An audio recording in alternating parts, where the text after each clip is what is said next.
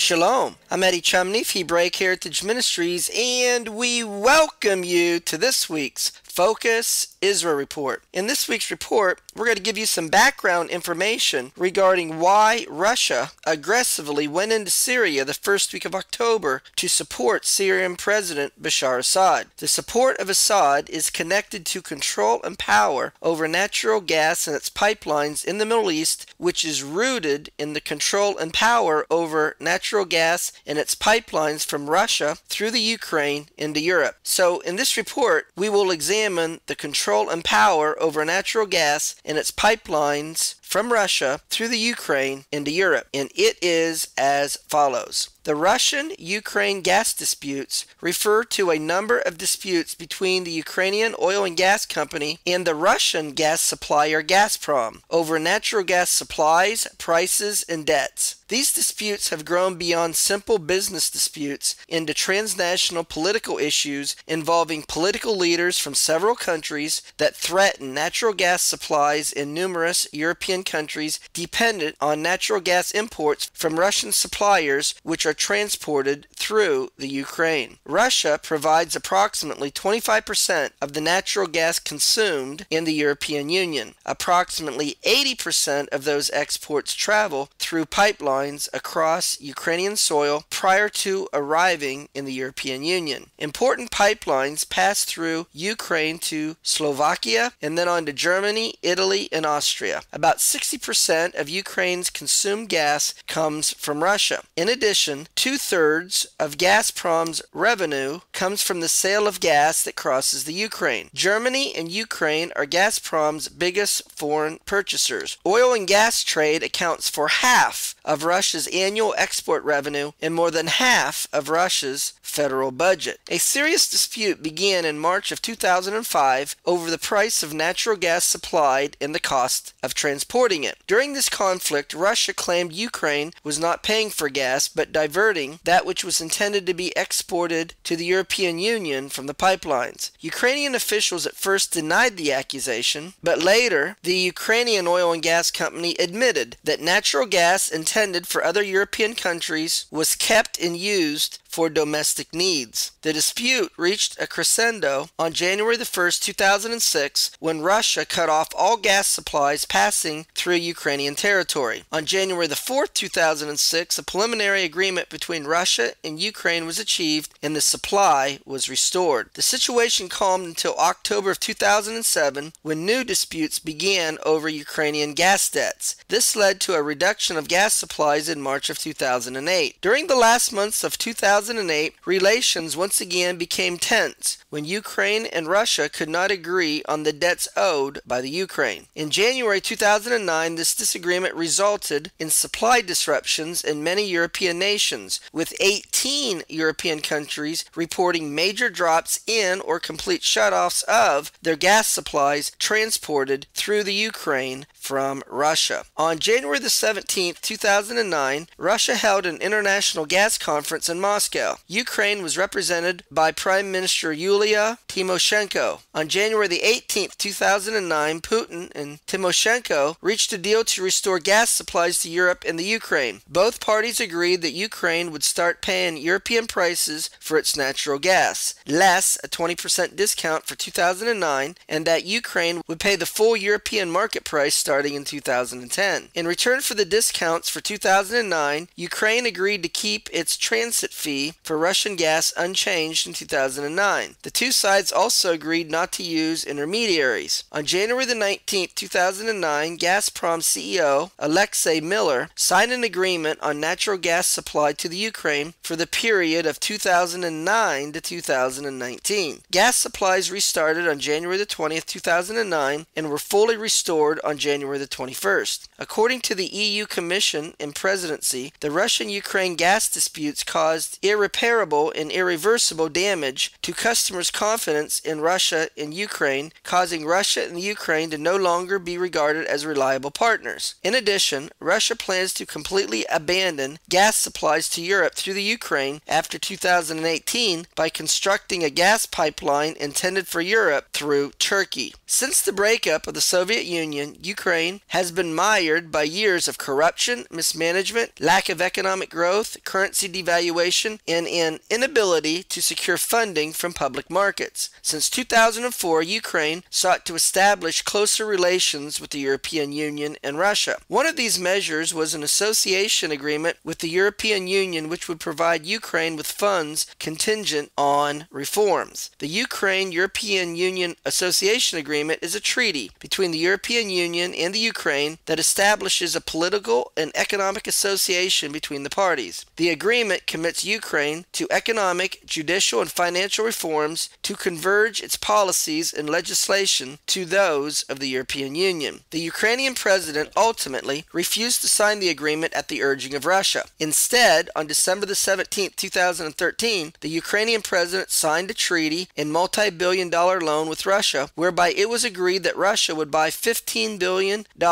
of Ukrainian euro bonds and that the cost of Russian natural gas supplied to the Ukraine would be lowered to $268 per 1,000 cubic meters, given that the market price was more than $400 per 1,000 cubic meters at the time. The DR relinquished Ukraine's Kerch Peninsula to the Russian Navy, granting Russia highly desirable warm water ports and strategic access to the Mediterranean and beyond. Instead of signing a treaty with the European Union, Russia wanted the Ukraine to join the Eurasian Customs Union. The Eurasian Customs Union is a customs union which consists of the member states of the Eurasian Economic Union. It came into existence on January 1st, 2010. Its founding states were Belarus, Kazakhstan, and Russia. On January 2nd, 2015, it was enlarged to include Armenia. Kyrgyzstan acceded to the EEU on August 6, 2015. The customs union was launched as a first step towards forming a broader European Union-type economic alliance of former Soviet states. The member states continued with economic integration and removed all custom borders between each other after July 2011. On November 19, 2011, the member states put together a joint commission on fostering closer economic ties, planning to create a Eurasian Economic Union by 2015. Therefore, the present Ukrainian crisis started when pro-Moscow Ukrainian President Viktor Yanukovych's government abandoned a trade deal with the European Union in favor of stronger ties